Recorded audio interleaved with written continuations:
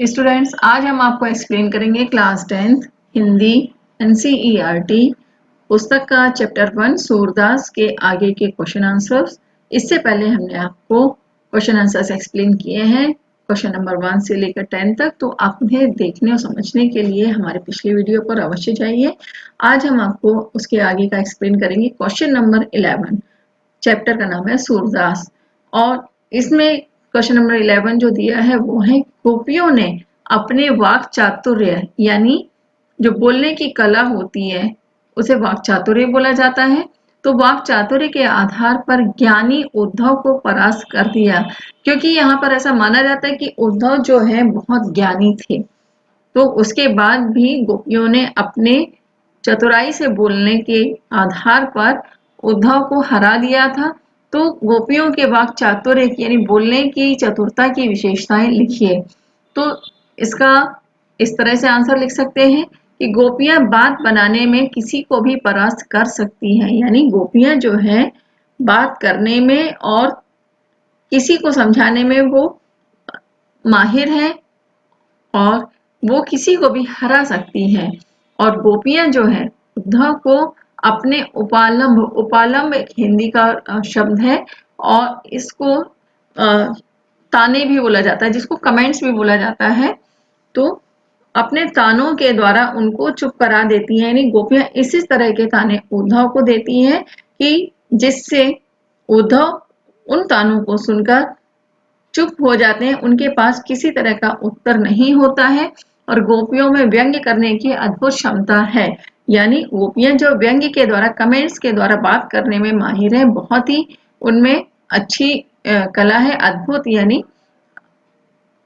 बहुत ही अच्छी क्वालिटी है बात करने की और अच्छी कैपेसिटी है। तो वे अपने व्यंग्य बाणों के द्वारा यानी कमेंट्स के तीरों के द्वारा उद्धव जी को हरा देती यानी परास्त कर देती हैं और वे अपनी तर्क क्षमता से बात बात पर यानी हर बात पर उद्धव जी को निरुत्तर कर देती हैं, यानी वो इस तरह के तर्क करती हैं कि उद्धव जो है उनका वही जवाब नहीं दे पाते, उनका उत्तर नहीं दे पाते हैं और वे गोपियों से हार जाते हैं। तो इस तरह की विशेषताएं गोपियों की वाक चातुर्यता की हैं।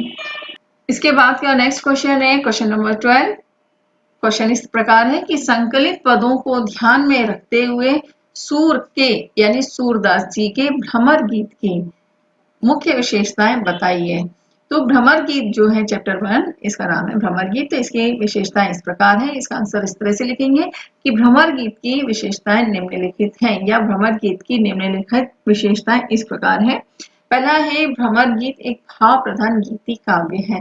गीति काव्य इसको बोला जाता है कि जिसमें एक गीत के माध्यम से कविता लिखी जाती है और इसमें बहुत अच्छे इमोशंस हैं, तो इसलिए भाव प्रधान बोला गया। इसके भाव जो है बहुत ही ज्यादा अच्छी तरह से दर्शाए गए हैं। गोपियों का कृष्ण के प्रति जो प्रेम है इसमें बहुत ही अच्छी तरह से दर्शाया गया, इसलिए भाव प्रधान इसको बोला गया है। फिर नेक्स्ट है इसमें उदात्त भावनाओं का मनोवैज्ञानिक चित्रण हुआ है, यानी इसमें गोपियों की जो भावनाएं हैं उसका साइकोलॉजिकल यानी मनोवैज्ञानिक जो है चित्र बहुत ही अच्छी तरह से प्रस्तुत किया गया है। यानी कविता को पढ़ने के बाद सामने एक काल्पनिक पिक्चर बनना शुरू हो जाती है कि गोपियां किस तरह से कृष्ण के प्रति प्रेम करती हैं और किस प्रकार से उनके विरह में वियोग में भी बेचैन है। फिर नेक्स्ट है सूरदास ने अपने भ्रमर गीत में निर्गुण ब्रह्म का खंडन किया है। तो इसमें जो गीत है निर्गुण ब्रह्म यहाँ ये बोला जाता है कि एक साकार ब्रह्म होता है और निराकार होता है, एक सगुण होता है, एक निर्गुण होता है।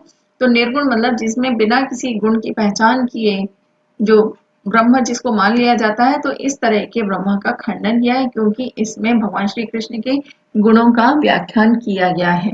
फिर नेक्स्ट है भ्रमर गीत में शुद्ध साहित्यिक ब्रज भाषा का प्रयोग किया गया है, यानी भ्रमर गीत में ब्रज भाषा जो है पूरी तरह से उसमें अच्छी तरह से साहित्यिक रूप में प्रयोग करके सूरदास जी ने इस गीत को लिखा है।